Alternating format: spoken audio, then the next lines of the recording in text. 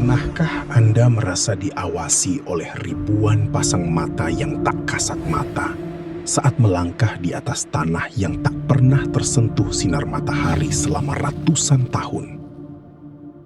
Di tempat ini, oksigen seakan lenyap, digantikan oleh aroma kemenyan yang pekat dan hawa dingin yang menusuk hingga ke sumsum tulang. Anda mencoba berbalik, namun jalan yang baru saja Anda lalui telah hilang, berganti dengan tembok pepohonan raksasa yang seolah bergerak mengepung Anda dalam keheningan yang mematikan.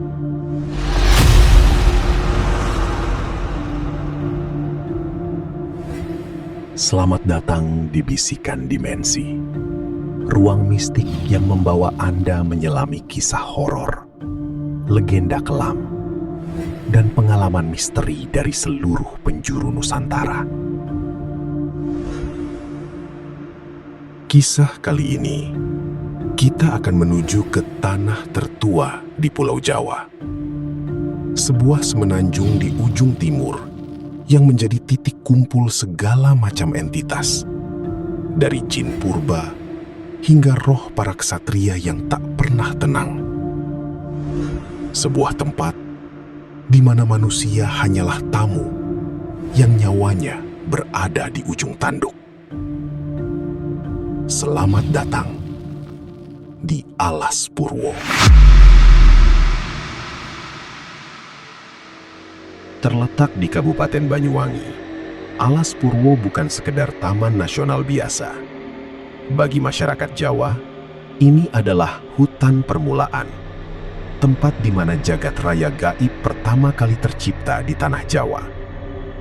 Namun, di balik rimbunnya pepohonan, Alas Purwo menyimpan ribuan misteri yang tak terjangkau logika. Hutan ini dipercaya sebagai portal utama menuju kerajaan gaib terbesar yang dikuasai oleh penguasa mistik pantai selatan. Keadaan di dalam Alas Purwo sangatlah menipu. Cahaya matahari sulit menembus kanopi hutan yang sangat rapat, membuat suasana selalu remang-remang meski di siang bolong. Udara di sini terasa sangat berat, seolah setiap langkah Anda sedang diatur oleh kekuatan yang tak terlihat. Di sini, kesunyian adalah musuh utama Anda. Karena saat hutan ini menjadi terlalu diam, itu tandanya mereka sedang berdiri tepat di belakang punggung Anda. Alas Purwo tersohor sebagai tempat orang mencari ilmu hitam, bertapa, hingga melakukan ritual pesugihan. Di dalam hutan ini, terdapat ratusan gua gelap yang konon menjadi tempat para pertapa berkomunikasi dengan alam sebelah. Namun, risikonya sangat fatal. Banyak yang masuk demi mencari kekayaan, namun keluar dalam keadaan kehilangan kewarasan. Atau lebih buruk, tidak pernah keluar lagi karena dijadikan budak di alam gaib.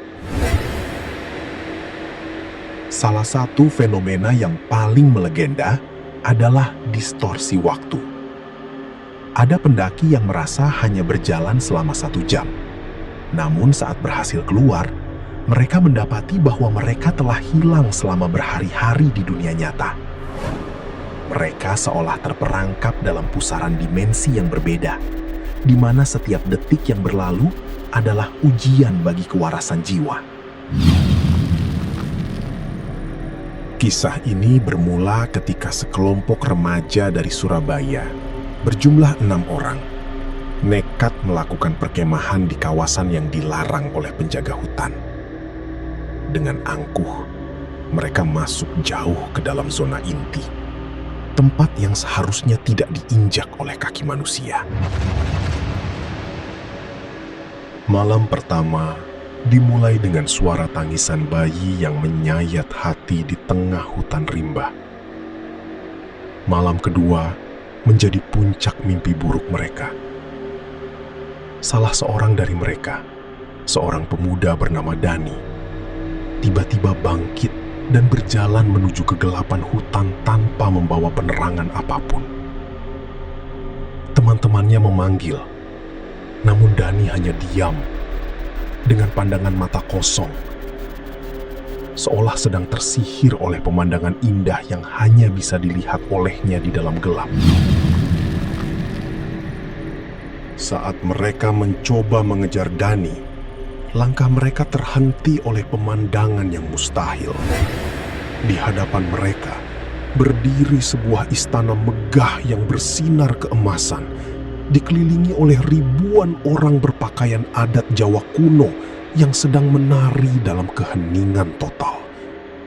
Dani terus melangkah masuk ke gerbang istana itu. Begitu Dani melewati pintu gerbang, istana tersebut lenyap seketika. Yang tersisa hanyalah suara tawa melengking seorang wanita yang memecah kesunyian malam di alas Purwo.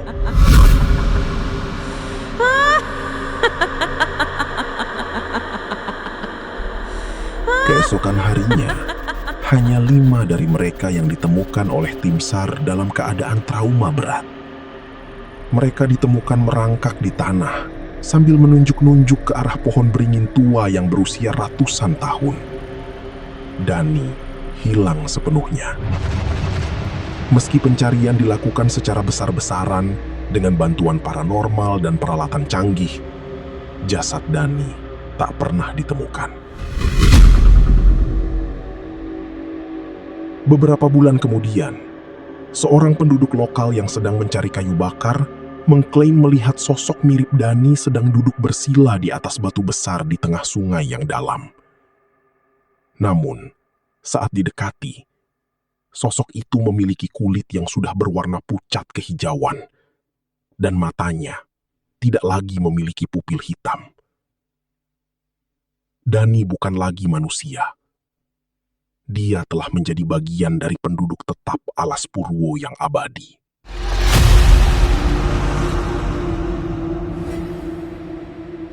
Jika Anda berniat menginjakkan kaki di alas Purwo, tinggalkan segala kesombongan Anda di rumah. Di dalam hutan ini, jangan pernah menoleh jika mendengar suara orang memanggil nama Anda. Jangan pernah mengambil apapun, walau hanya sebongkah batu atau sehelai daun, karena setiap inci di sana sudah ada pemiliknya. Satu pesan yang paling penting: jika Anda sedang berjalan dan tiba-tiba mencium aroma bunga melati yang sangat harum bercampur dengan bau bangkai yang menyengat, itu tandanya Anda sudah salah melangkah masuk ke dimensi mereka. Berhenti, tutup mata, dan jangan bersuara. Karena di alas Purwo, jika mereka tidak bisa melihat jasad Anda, mereka akan mencoba mencuri bayangan Anda. Hutan itu adalah rahim bagi segala kegelapan yang belum terungkap. Jadi, sebelum Anda mematikan lampu kamar malam ini, pastikan tidak ada bayangan panjang yang sedang memperhatikan Anda dari sudut langit-langit. Karena sekali Anda memanggil nama alas Purwo, ia mungkin sudah mulai berjalan menuju ke arah Anda. Siapa di sini yang pernah merasa tersesat di tempat asing, meskipun jalan di depan tampak sangat jelas? Ceritakan pengalaman misteri Anda di kolom komentar, sebelum dimensi kita dan dimensi mereka tumpang tindih sepenuhnya. Sehingga kita bertemu lagi dalam dimensi yang seterusnya. Bisikan Dimensi.